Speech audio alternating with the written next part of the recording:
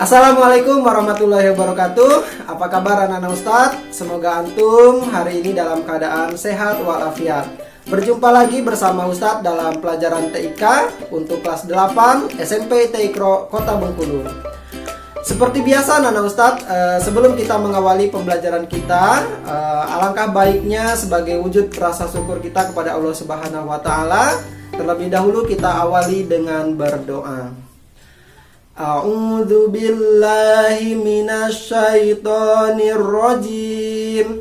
Bismillahirrahmanirrahim. Raditu billahi rabba wa bil islami dina wa bi Muhammadin nabiyyan wa rasula. Allahumma anfa'ni bima 'allamtani wa 'allimni ma yanfa'uni warzuqni ilman yanfa'uni wazidni ilma walhamdulillahi ala kulli hal wa a'udzu billahi min hali ahlin nar. Baik anak-anak Ustadz, semoga dengan doa kita tadi belajar kita hari ini lebih diberkahi oleh Allah Subhanahu wa Ta'ala. Anak-anak Ustadz, perhatikan dulu di sini ya.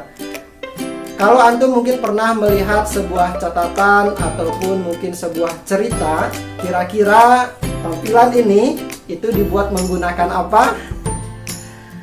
Ya, menggunakan Microsoft Word. Anak Ustadz, hari ini kita akan belajar menggunakan Microsoft Word, yaitu membuat dokumen sederhana. Nah, tujuan dari pembelajaran kita hari ini, harapannya nanti antum bisa membuat dokumen sederhana di dalam Microsoft Word. Boleh itu berbentuk cerita ataupun tulisan-tulisan tangan antum. Semuanya bisa antum buat di dalam Microsoft Word.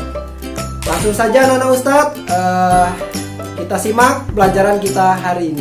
Check it out.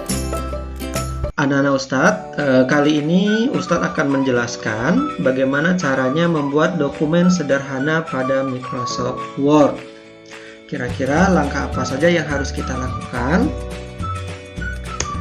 Anak-anak Ustadz, untuk membuat dokumen sederhana pada Microsoft Word, langkah yang pertama adalah tentunya kita harus membuka terlebih dahulu aplikasi Microsoft Word yang sudah terinstall di laptop maupun di komputer kita.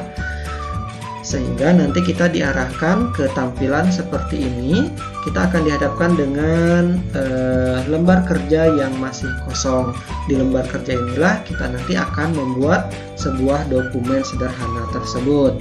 Nah, selanjutnya Ustadz, kita atur terlebih dahulu jenis kertas yang akan kita gunakan dan juga ukuran marginnya. Bagaimana cara mengatur jenis kertas dan margin? Langkah pertama adalah antum klik tombol dialog di samping grup pack setup. Kemudian silahkan pilih paper. Di bagian bawahnya ada paper size. Nah, antum klik tanda panah ke bawah ini. Nanti akan muncul beberapa pilihan jenis kertas. Silakan antum pilih sesuai dengan yang akan antum gunakan. Nah, selanjutnya untuk mengatur jenis margin atau ukuran margin. Nah, Ustadz, margin itu adalah garis tepi kertas atau lembar kerja dengan garis tepi tulisan yang akan kita buat. Artinya ada jarak antara pinggir kertas dengan pinggir tulisan. Nah, biasanya yang kita ganti itu cukup 4 bagian ini saja. Bagian top atau atas, kemudian bottom bagian bawah, kemudian left bagian kiri kertas, dan right itu bagian kanan kertas. Satuannya usahakan menggunakan sentimeter. Kalau di laptop antum atau di komputer antum satuannya masih tanda petik, itu artinya satuannya masih inci. Jadi ketika antum menulis angkanya, maka silahkan ikutkan dengan tanda cm atau sentimeter. Selanjutnya kita okekan. Nah, setelah kita selesai mengatur jenis kertas dan ukuran margin, selanjutnya kita atur jenis dan ukuran font. di mana kita bisa mengatur jenis dan ukuran font. Anak-anak Ustadz, untuk mengatur jenis dan ukuran font itu ada pada grup font. Nah, ini antum cukup klik tanda segitiga ini untuk mengganti jenis huruf yang diinginkan, dan juga klik tanda segitiga ini untuk mengganti atau mengatur ukuran dari font tersebut. Selanjutnya, jika ini sudah selesai, baru waktunya kita mengetik semua teks atau tulisan yang akan kita buat. Jika memang sudah ada bahannya, nah Ustadz, langkah selanjutnya adalah kita ketik terlebih dahulu. Jadi tidak usah diedit dulu ya. Langkah selanjutnya adalah antum ketik semuanya dulu. Lebih kurang nanti tampilannya akan seperti ini hasilnya. Nah, jika ini sudah selesai, maka baru kita masuk ke tahap pengeditan, yaitu mengatur tulisan menjadi justify. Justify ini adalah posisi tulisannya rata kiri dan rata kanan. Nah, seperti ini ya Ustaz. Perhatikan di sebelah kiri tulisan ini sudah lurus atau rata, di sebelah kanan tulisan juga sudah rata. Nah, jika sudah selesai justify, langkah selanjutnya adalah mengatur spasinya menjadi spasi 1,5. Mengapa harus 1,5? Biasanya yang sering kita gunakan dalam membuat karya tulis ataupun makalah, yang sering diminta itu adalah spasi standar 1,5. Nah, bagaimana cara membuat spasinya? Untuk membuat spasi ini, Ustadz, langkah pertama adalah kita blok terlebih dahulu tulisan yang sudah kita buat. Caranya cukup tekan Ctrl A pada keyboard, dia akan ngeblok secara otomatis. Kemudian pada grup paragraf, pada grup paragraf ini kita pilih yang line spacing. Kalau yang ini tadi itu justify, dan di samping justify ini adalah line spacing. Kita klik tanda segitiganya, maka di sini nanti akan muncul pilihan-pilihan, pilihan dari spasi yang kita butuhkan. Ya, kita pilihnya yang 1,5. Nah, selanjutnya Ustadz, kita mengatur paragrafnya. Nah, paragraf ini adalah baris pertama dari setiap kalimat itu lebih menjorok ke bagian dalam. Seperti ini contohnya. Nah, jadi kita akan mengatur paragraf pertama, kedua, ketiga, keempat, dan seterusnya. Jadi setiap baris pertama itu dia lebih menjorok ke bagian dalam. Caranya hampir sama dengan mengatur spasi tadi. Kita blok semuanya terlebih dahulu. Kita Ctrl A pada keyboard, kemudian kita menggunakan bantuan ruler atau penggaris yang ada di atas lembar kerja.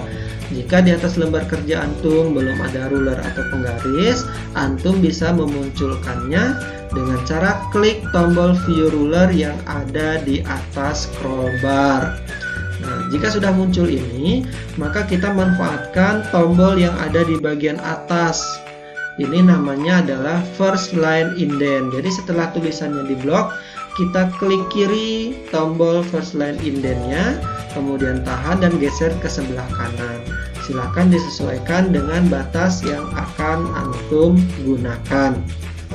Nah, Ustadz, selanjutnya jika ini sudah selesai, jangan lupa setiap dokumen yang sudah kita buat di Microsoft Word itu kita simpan agar suatu saat jika kita butuhkan, kita masih bisa mengaksesnya. Bagaimana cara kita menyimpan?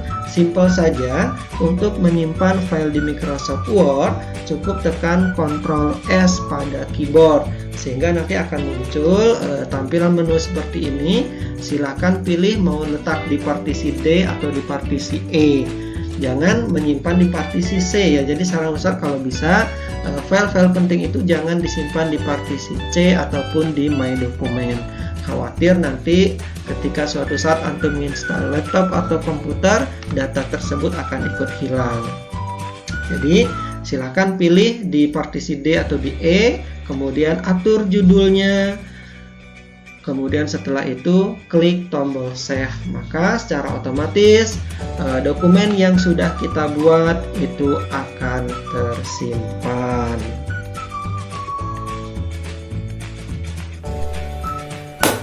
Nah, itu tadi materi kita hari ini. Semoga anak-anak Ustadz bisa memahami apa yang sudah Ustadz sampaikan tadi.